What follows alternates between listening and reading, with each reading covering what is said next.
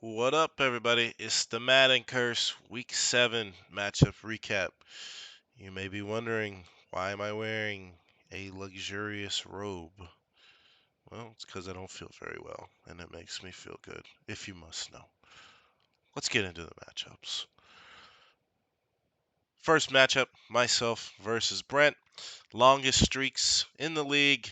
They shall continue because I lost 107 to 77. On my side, Tom Brady, 12 points. Jonathan Taylor, 15 points. Leonard Fournette, 5 points. Mike Evans, 19 points. Amon-Ra St. Brown, 1.4 points. He got a concussion their first or second drive.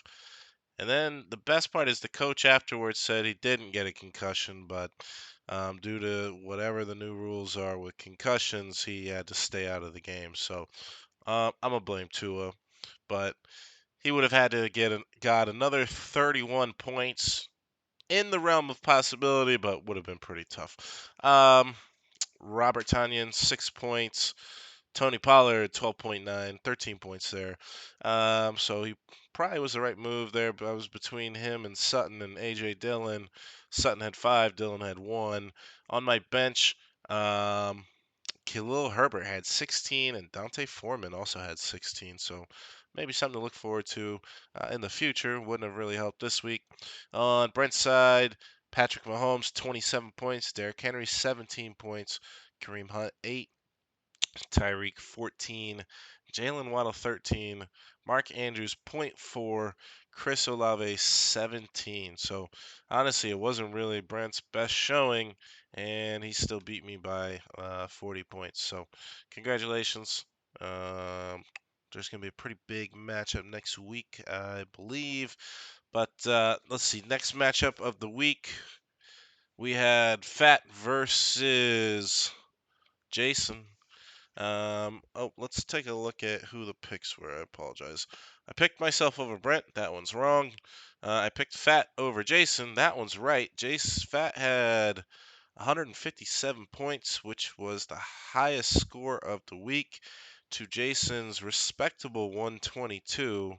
I mean, Jason would have beat anybody else this week except for Jordan and Fat. So those are the breaks sometimes. I did think it was going to be pretty competitive. I mean, Jason put up a pretty good score. I mean, he put up a monster score, led by Joe Burrow, 39 points. Austin Eckler, 36 points. Saquon, 17. Christian Kirk, 17. Tyler Lockett, 11. Gerald Everett, 11. David Montgomery, 12. On Jason's side, Kyler Murray, 17. Brees Hall, 13. He got most of that early, and then he got hurt, and he is now out for the season. And he got the injury not much longer after Jason said he was going to ride him into the playoffs. Sorry about that, buddy. Brian Robinson, 10 points. Terry McLaurin sighting, 18 points. DeAndre Hopkins, 20. So you lost Brees, but you gained a wide receiver one with DeAndre probably. 6 points out of Zach Ertz, and then 17 out of Devontae Adams. On the bench, we got anything nice? Let's see, 17 out of Antonio Gibson. Wouldn't have helped either way, so nothing really there. All right, so we're 1-1 on the picks. The next pick was Jordan versus T. And Jordan squeaked this one out, 122 to 111. I did pick T. I hadn't picked him at any point this year, and I thought this might be the week with Dak Prescott coming back. Unfortunately, Christian McCaffrey got traded to the San Francisco 49ers, and let me check. Yeah, T's got 3 running backs. DeAndre Swift is one of them. DeAndre Swift, I don't think he's played since week 1. And he was out this week, so didn't have an option to adjust. He had to write out Jeff Wilson, who, like I say, got 5 points. Dak got 12. Benjamin, nice waiver wire pick, 23. Jamar Chase, 33. Chris Godwin, 11. TJ Hawkinson 8, and T Higgins in the flex got 14. On Jordan's side, Lamar Jackson got 11 points. Najee Harris got 11 points. Aaron Jones 29. Michael Pittman 10. Mike Williams 22. So Aaron Jones and Mike Williams really drove this one home. Mike Williams suffered a pretty bad looking ankle injury. I believe they're on a bye, but they're saying he might be out for a few weeks. So we'll see what goes on there. Pat F had 15 points, and Wandale Robinson 11 points in the flex. On his bench, Jerry Big Booty Judy 17, and the Gus Edwards train, he had 19 points there. So, um, could have started both of them and just beat Trent even worse. I've seen Najee Harris on the bench before, so it wouldn't have been out of the realm of possibilities to see Gus Edwards on top of him. On Trent's T side, I mean, he did what he could. Daniel Jones had 28 points, and Dak Prescott had 12. So if T had started Daniel Jones, he would have won this game. He would have won this matchup pretty somewhat handedly. So uh, probably would have. I don't know if I would have made that choice either. With Dak Prescott going against the Lions, you think he's healthy. You want to see your guys in there, but Daniel Jones, man, I was making fun of him earlier, and I'm pretty sure he's balling, at least fantasy numbers wise. And the Giants are, I guess they're good. So congratulations, Jordan. We are 1-2 on the picks going into the fourth matchup, and we had Marshall versus Scott. I picked Scott in this matchup. Um, this is a okay. Marshall won 79 to 64. This does look like the lowest scoring matchup. This is the only matchup where both teams scored under 100. So Marshall got pretty lucky with the matchup for the week. Um, on Scott's side, 64. I don't know if that's the lowest for the season. Sounds like it. But let's take a look and see what he had. Jared Goff 1.5. McCaffrey 8. Clyde Edwards-Helaire 9. DK Metcalf 2. He also got hurt.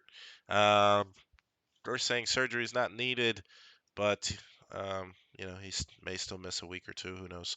Jacoby Myers 11. Noah Fant 2. Amari Cooper 10. On Marshall's side, he got 19 points out of Trevor Lawrence, 17 out of Alvin Kamara, 0 out of James Robinson. Hopefully that'll change now that he is a Jet. 9 out of Deebo Samuel, 2 points out of Drake London. Man, I mean it's crazy with the where Drake London has gone. First couple of weeks of the season, I thought he was going to be a top 15 wide receiver easy. I mean, I'm not saying he can't, but he's had a rough patch of things these last few weeks. George Kittle came through though with 22 points, and then Kenyon Drake in the flex, half a point. Not much there. On the bench, he had Hayden Hurst who had 11. He could have subbed him in, didn't matter because he won. On Scott's side, nothing really much. His backup kicker had 11. Wouldn't have helped since his starter had 13. So Marshall got that victory. We are 1-3 on the picks this week. Let's see if let's see. Nope, this one won't work either. I picked Dan over Alex, and Alex won 118 to 111. Dan did have a pretty rough bye week, but I'm gonna blame Matt Ryan. Matt Ryan's the reason he lost. Let's look at it. Matt Ryan with 10 points. Ramondre Stevenson, 24 points. Kenneth Walker, 29 points. CeeDee Lamb, 11. Donovan Peoples-Jones, 11. Taysom Hill, 10. Damian Pierce, 16. And on his bench, he had 19 points out of Travis Etienne, 15 out of Chuba Hubbard, and 11 out of Algier. I could have started Etienne over Damon Pierce would not have helped and get him the victory, though. Alex's side, Gino 13, Nick Chubb 19, Raheem Mostert 21 points, Brandon Cooks 9, Alan Lazard 12, David Njoku 14, Brandon Ayuk 15 points, and on his bench, the Cowboys D had 19, George Pickens 18, Marquez Valdez-Scantling 14. So definitely had some options. He could have shifted there, but didn't matter because he got the W. Um, and Alex is no longer tied for the bottom. He's got 2 victories now, so that honor belongs to myself and T. Technically, I do believe T is in the lead for the Sacco as he has scored the least amount of points and has the worst record. And that is my understanding is that points is the first tiebreaker. The last matchup of the week, JT versus Frank. You know, we got a lot of picks wrong this week, but we got this one right, which is good because JT, you were my lock. I think you've been my lock a couple of times, and you didn't let me down. So JT got this victory 120-77 on JT's side, 18 out of Herbert, 18 out of Zeke, 37 out of Josh Jacobs, 6 out of Robert Woods, 2 from Josh Reynolds. My guy definitely has some receivers on bye because I don't think anybody's starting those guys.